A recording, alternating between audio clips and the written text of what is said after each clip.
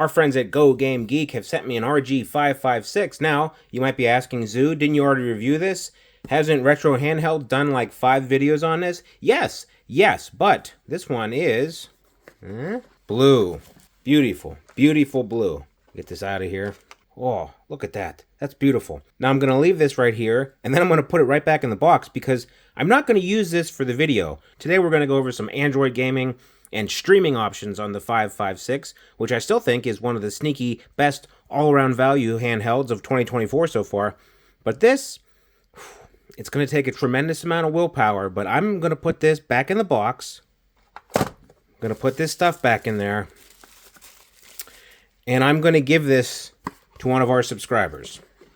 So how do you get this pristine blue 556? Well, I'm going to set some goals for this video. I want to have, let's do 200 likes and 20,000 views.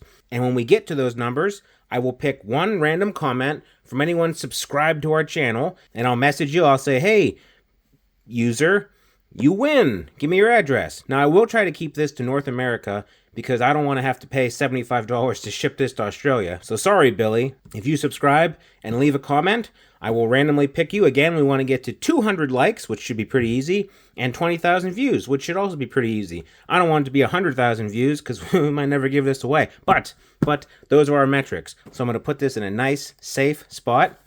And I'll bust out my own 556 for the rest of the video. One of the things I've been doing on my 556 is taking advantage of this beautiful OLED screen to play some XBox Gamepass. And with a decent Wi-Fi connection, you can have a really, really good time with some brand new state-of-the-art games that you would never be able to play natively on here, obviously. And it's really fun. See here, I'm playing MLB 24. I made a guy named Zoo Reviews. Look how beautiful he is. It's like looking in a mirror. Welcome to those of you joining us now. Ben Gelman here, bringing you the action. Late stages of this one. Nobody out in identity. Fouls it off, still 1 and 2. Guy's fighting me, Gary. One down. Base is empty here in the ninth. There he goes. That's a strikeout. That was a really nice performance out of the pen. Attacked hitters and didn't beat himself. Great job to usher them to the win. Yeah, good job, Zoo. We're like slowly getting to the point where these games are kind of creepy. Look at that. Look at that beast. It's like looking in a mirror, Gary. I'm at the end of my Wi-Fi range, and it's still playing pretty consistently. There are a couple drop frames every now and again, but I really am at the extreme range of my Wi-Fi. I should probably fix that at some point, but Eiyuden Chronicle, 100 heroes.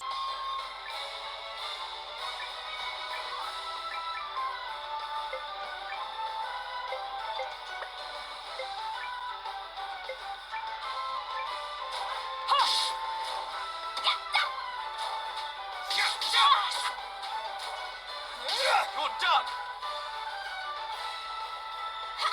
We cleaned right up. Experience is strength. I don't know if you're picking this up on camera, but this OLED screen, this giant OLED screen, these games are just, they look amazing. And even games that are designed like, you know, for a giant TV in your living room, they still look really good on this screen, which is really important if you plan to use this for streaming things like Moonlight or Xbox Gamepass or any of that. But yeah, you can really take advantage of the screen. Go ahead and watch our other videos on this. I think everyone on our channel has really raved about the ergonomics. So yeah, great ergonomics, great screen. This is a really good streaming device. And I wouldn't buy it just for streaming, but if you're going to buy it for emulation, and oh, by the way, you want to stream on it, that's what I do. And it works out really well. Where did we leave our power armor? There it is.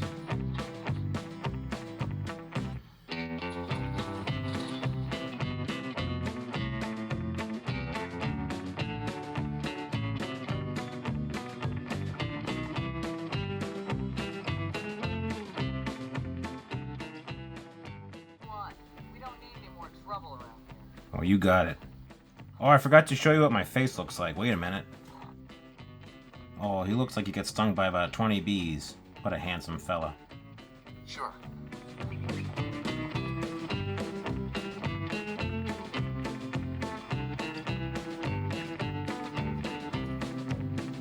this kind of Fallout 4 is a little bit too advanced for you, boy, do I got something for you. Do you guys know there's stuff like Portmaster for Android? It's super specific, so this one is FOE2, and you can play Fallout. You can play Fallout 1, Fallout 2, and then a couple Fallout mods. But heck, let's play Fallout 2. Takes me back. Remember Interplay? Dang. War never changes. I know.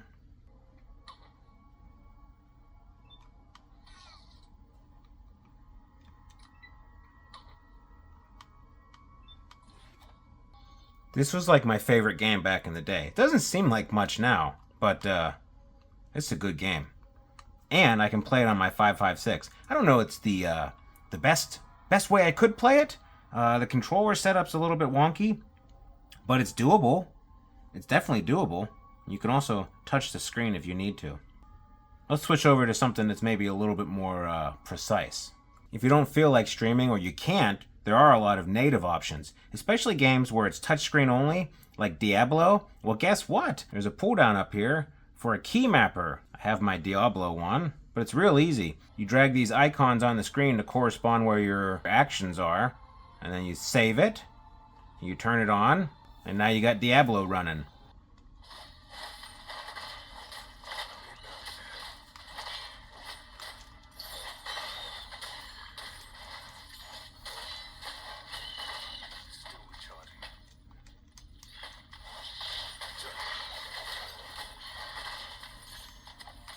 So Diablo Immortal on here with the touchscreen mapper, really good. I could play this pretty much without ever touching the screen outside of some of the more menu heavy stuff, like if I wanted to go into the shop or check my mails. But otherwise, super playable, and it runs great. Everything is great about it. Fans going, it's not killing too much of the battery. It's not like this thing's getting hot or anything. It can handle it, and as more stuff pops on the screen, I can always add more buttons. However, other games like Dragon Quest Builder, which I paid money for, no matter what you do, the on-screen mapper plus the controller, it has partial controller support, but even with the touchscreen mapper, it just doesn't work right, and I'll show you why here in a minute. So I'm going to switch to my Dragon Quest Builder, turn that on, yes, close that. Now I can kind of walk around. However, you see here that there's not a static spot for these actions. It wants you to touch the screen where it is. So I can't really map a button for talk, say. I have to just touch the screen because it's always going to be floating, or I'm going to have to try to orient in such a way that she's in my little window where that button is. It just doesn't work well. You know what, Pippa? Why don't you go jump in a mud puddle? So over here, there's 3 action buttons. There's a jump, there's a use, and there's an attack. So, eat that seed. Now my HP's up, and I'm going to go punch things. So the combat of it is pretty good. I can just go beat up slimes. Whee! But the building, it's just super touchscreen heavy. And I guess, it's just the way they designed it. It's not designed for a controller. But this game came out for consoles. They're charging like, what, $25 for this? You'd think there'd be a way to map the console commands they've already coded, but they just scrapped it all and it's all touchscreen. It's kind of a bummer. But if you just want to walk around and do combat, that's not the end of the world. But anytime you have to do building or just talk to someone, touch the screen. But yeah, I really love Dragon Quest Builders, and like I said, it's made for consoles. So the fact that there's no controller support bothers me, and the fact that the touchscreen support is so floaty, you can't even map your controller map to it. So it is really hit or miss. Game like Diablo runs amazing. Game like Dragon Quest Builder, it's actually starting to make this a little hot. It's really poorly optimized, and the touchscreen and lack of controller support makes it kind of dead in the water. Sorry if the lighting's a little different. I had to move out of my studio because the Wi-Fi was acting up, so I went upstairs. Whoa. Another cool thing you can do is connect to your Steam Deck. You can also connect your computer through Moonlight if you have an NVIDIA graphics card. I don't, so we're going to connect to my Steam Deck or any computer running Steam. Super cool. Say your computer is in your office or your den or somewhere, but you want to lay in bed or maybe on the couch. Well, guess what? Just stream it to your 556. Extremely low latency depending on your network connection, and you can go ahead and play all your fun games like Iconoclasts. What am I supposed to do here?